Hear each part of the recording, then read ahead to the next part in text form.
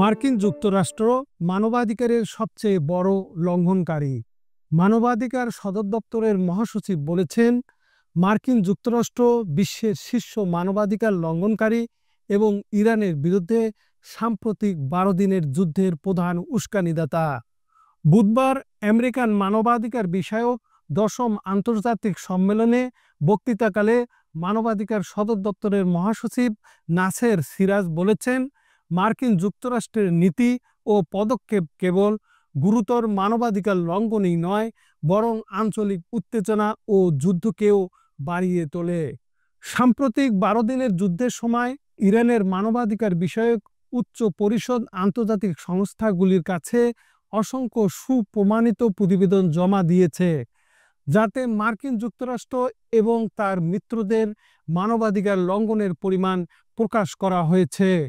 সিরাজ আরও বলেন, মানবাধিকারের আড়ালে মার্কিন যুক্তরাষ্ট্র তার আধিপত্য, আগ্রাসন এবং একতরফা নীতিকে ন্যায্যতা দেওয়ার জন্য যুদ্ধের এই ধারণাটি কাজে লাগায়।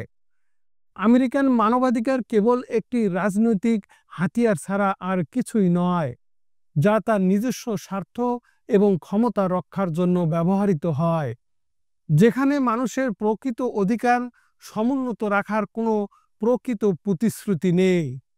ইসলামী বিপ্লবের নেতা আয়াতুল্লাহ সাইদ আল খামেনির বক্তব্যের প্রতি সমর্থন করে তিনি বলেন, যুক্তরাষ্ট্র মানবাধিকারে বিশ্বাস করে না এবং কেবল নিজস্ব রাজনৈতিক ও অর্থনৈতিক স্বার্থ রক্ষার দিকেই মনোনিবেশ করে।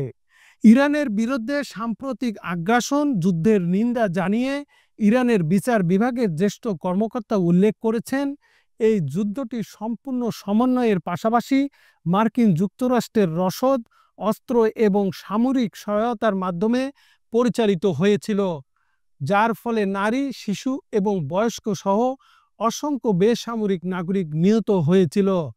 এটি মানবাধিকার লঙ্ঘনের একটি স্পষ্ট উদাহরণ। তেহরানের শান্তিপূর্ণ পারমাণবিক কর্মসূচি নিয়ে ইরান ও যুক্তরাষ্ট্রের মধ্যে নির্ধারিত আলোচনার 3 দিন আগে 13 জুন ইসরায়েল আগ্রাসন শুরু করে। 22 জুন যুদ্ধে যোগ দেয় মার্কিন যুক্তরাষ্ট্র। ফোর্দা, ইস্পাহান এবং নাতানজে ইরানের 3টি পারমাণবিক স্থাপনায় বিমান হামলা চালায়। ইরানও পাল্টা শক্তিশালী প্রতিশোধমূলক ইসরায়েলি অধিকৃত অঞ্চল জুড়ে গুরুত্বপূর্ণ অবস্থান লক্ষ্য করে হামলা চালায় এবং উল্লেখযোগ্য ক্ষতি করে। 24 জুন যুদ্ধবিরতি ঘোষণা করা হয়।